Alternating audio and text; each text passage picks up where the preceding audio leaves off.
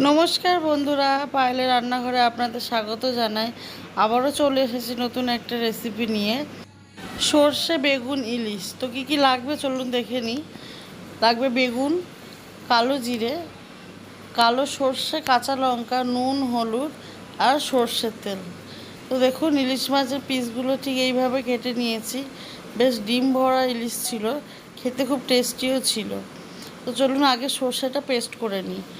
সর্ষে আর কাঁচা লঙ্কা আর একটু নুন দিয়ে আমি সর্ষেটাকে খুব ভালো করে মিহি একটা পেস্ট করে নেব। দেখুন, এখানে কিন্তু আমার পেস্ট একদম মিহিভাবে রেডি হয়ে গিয়েছে। তো সর্ষেটা আমি এদিকে ছেঁকে নেব। এদিকে কড়াই বসিয়ে দিয়েছি, কড়াইতে দিলাম সর্ষের তেল। তেলটা গরম হোক।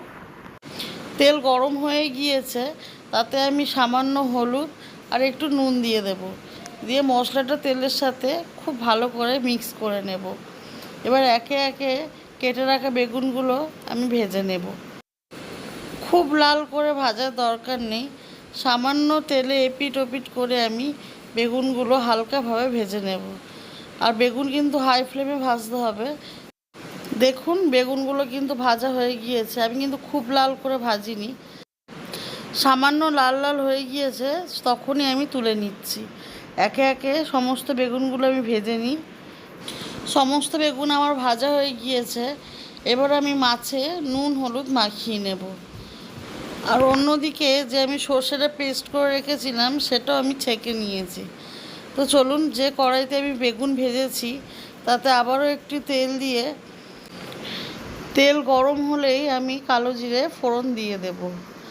দিয়ে ফোড়নটা একটু ভাজা ভাজা হয়ে গেলে যে নুন হলুদ মাখানো ইলিশ মাছগুলো ছিল, সেগুলো আমি একে একে তেলের ওপর ছেড়ে দেব। ইলিশ মাছ কিন্তু আমি ভাজবো না, সামান্য তেলের ওপর নাড়াচাড়া করব। তো চলুন, সমস্ত ইলিশ মাছগুলো একে একে তেলের ওপর সাজিয়ে দিয়ে দিই। সমস্ত মাছগুলো আমি তেলের ওপর দিয়ে দিয়েছি। আর খুব সাবধানে কিছু কিছু মাছ উল্টেও দিয়েছি। দেখুন, আমি কিন্তু একদমই মাছ লাল করে ভাজিনি, শুধু তেলে এপিট ওপিট করে দিয়েছি। তারপরে যে আমি সর্ষেটা ছেঁকে রেখেছিলাম, তাতে একটু নুন আর একটু হলুদ দিয়ে ফেটিয়ে নেব। এরপর নুন হলুদ মেশানো সর্ষের মিশ্রণটা আমি এই ইলিশ মাছের ওপরে ঢেলে দেব। খুব সাবধানে, কারণ তেল ছিটবে এই সময়।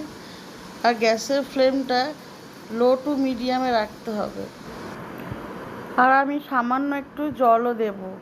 ঠিক এই পরিমাণে জল দিতে হবে যাতে সমস্ত ইলিশ মাছগুলো ঝোলে ডুবে থাকে, কারণ মাছ তো আমি খুব ভালো করে ভাজিনি। তো এই জলের মধ্যেই মাছটা সিদ্ধ হবে।